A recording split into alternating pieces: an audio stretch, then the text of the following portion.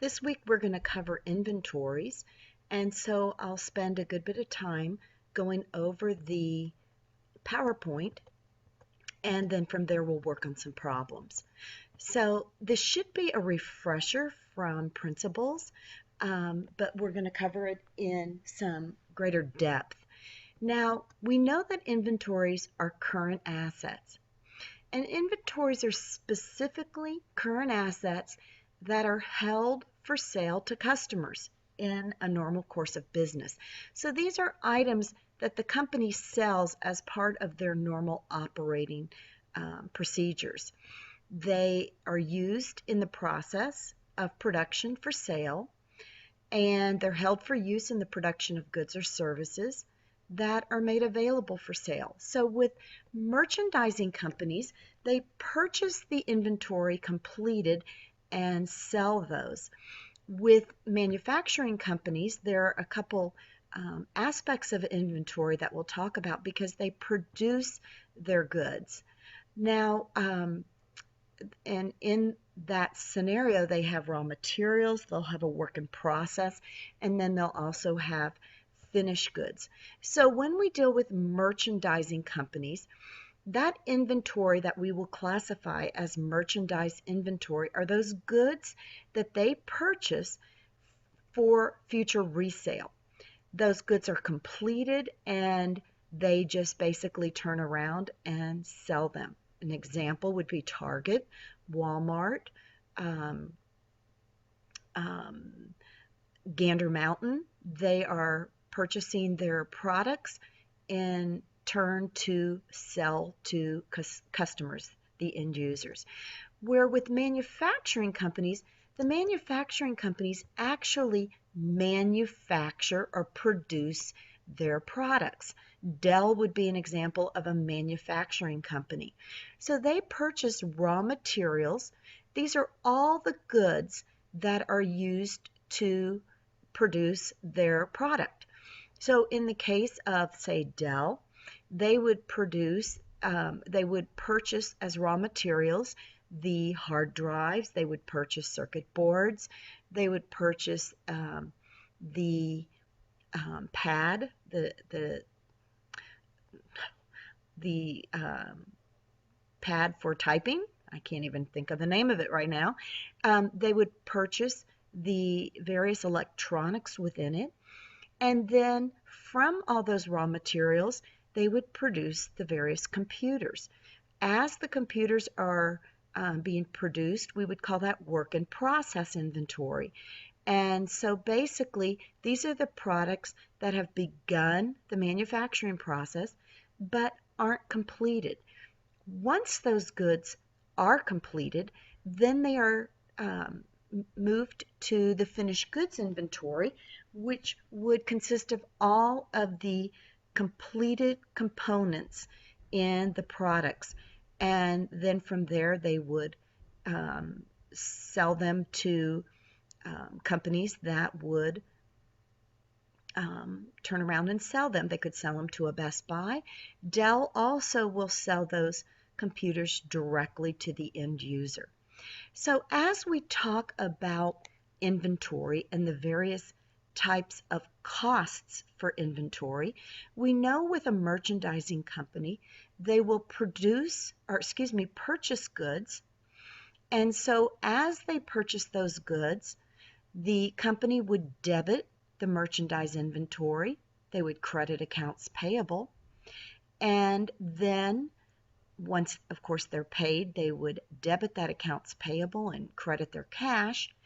Then from there, when the customer purchases those goods, there would be a debit to cost of goods sold and a credit to a sale, along with a debit to accounts receivable. And we would also credit that merchandise inventory for the cost of that merchandise inventory, with the difference being the gross margin. Manufacturing, the process is a little more complicated since we have 3 different types of inventory.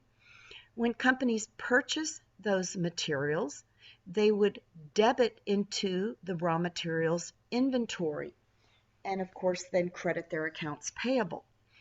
Now, when they begin production, the production will be credited from the raw materials inventory, and it would be debited into the work in process inventory.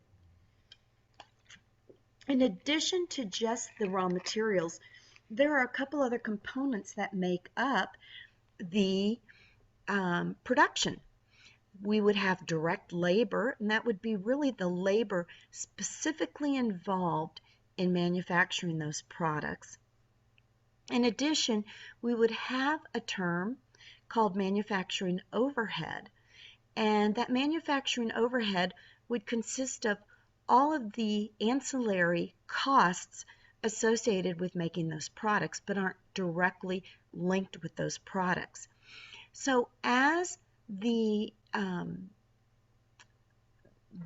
items are being worked on, the raw materials along with the direct labor that's charged to the production and the overhead would be put into the work in process inventory as a debit. Once they have been completed, those items then would be credited with work in process and then debited to finished goods inventory. They will sit in finished goods inventory as completed products until they are sold. Once they are sold, we would be debiting our cost of goods sold and crediting our finished goods inventory. So this is a great sheet to help you understand how the production process flows.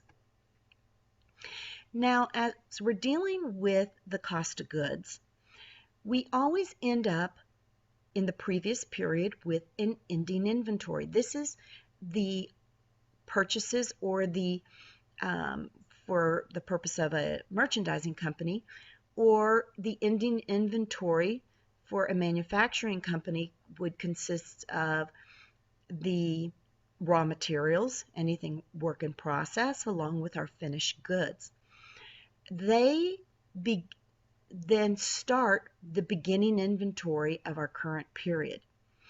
And then based on various production costs and items that have been completed or finished, we would then have all of our cost of goods available for sale. So know that cost of goods available for sale will always equal our beginning inventory plus any of our purchases or our production costs during that period. From there, our cost of goods available for sale will either have items that are sold, that will go into cost of goods sold, and what's remaining will be our ending inventory. So as we're talking about companies and their financial statements, how do they report this inventory on their financial statements? Generally, this is going to be recorded on the balance sheet, along with notes to the financial statements regarding various inventory categories. First, the company needs to decide what items will be included in the inventory, and they'll need to count those items. Then the company determines the cost of the units it's purchased or it's produced during that period, and in addition to just those costs, they would need to include freight in. If they took advantage of various types of discounts, they would need to subtract that from their inventory. Any purchases that were returned would also need to be included in that. The company will use a cost flow assumption in order to determine which costs are in the beginning inventory, along with all the units that were purchased or produced during the year. Now remember that cost flow is different from goods flow. Cost flow is how we value that inventory on the financial statements, along with how we value the cost of goods sold during the period. Now, we've got a couple different methods of inventory systems that are commonly used. Perpetual is probably the most common because of the computer systems available. But in a perpetual system, the company uses an inventory system that continually keeps a constant record of the physical quantities on hand in inventory, and also can keep track of the inventory that has been sold at any given time. That is more common. However, periodic inventory systems are still used when we're dealing with large quantities with a very small dollar amount. So the periodic system doesn't keep a continuous on-hand record of the quantities on hand, but it takes a physical count, and definitely at the end of the year, it will take a physical count of the inventory on hand, and then from there will determine the cost of goods sold. Now, what's included in inventories? If you remember, when we're dealing with inventory, we want to include those items we have title to. So there are times when there are goods in transit when the shipping shows free on board shipping point. What that means is we as the buyer are purchasing goods, and if we purchase them FOB shipping point, then that means we are responsible for and have legal title to the goods at the point of shipment. So we would want to include inventory that is shown FOB shipping point, even though we do not have physical acquisition of those goods at the time, but because title is passed and we do own those goods, we would want to include that in our ending inventory.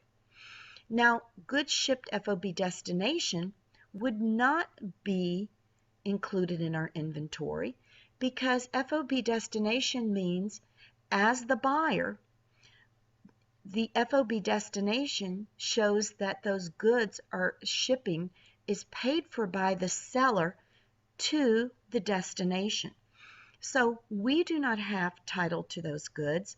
The seller has title to those goods until we accept them at the warehouse.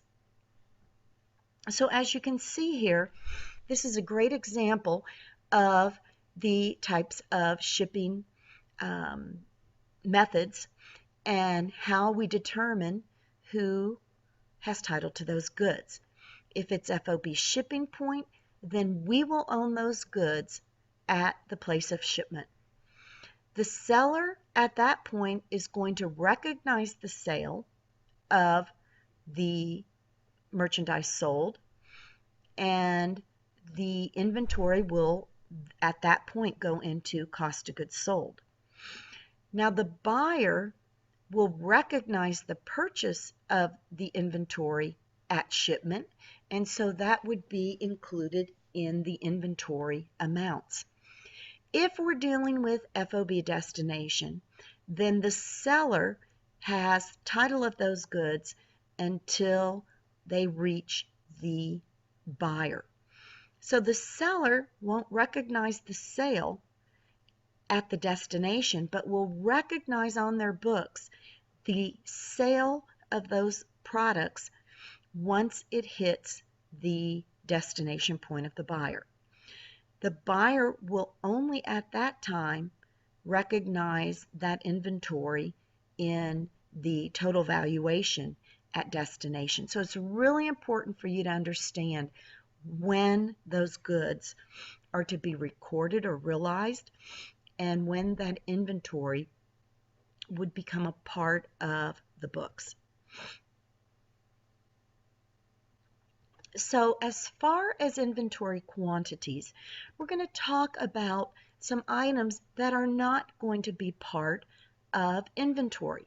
Consigned goods are goods that are still, the ownership is retained with the consignor.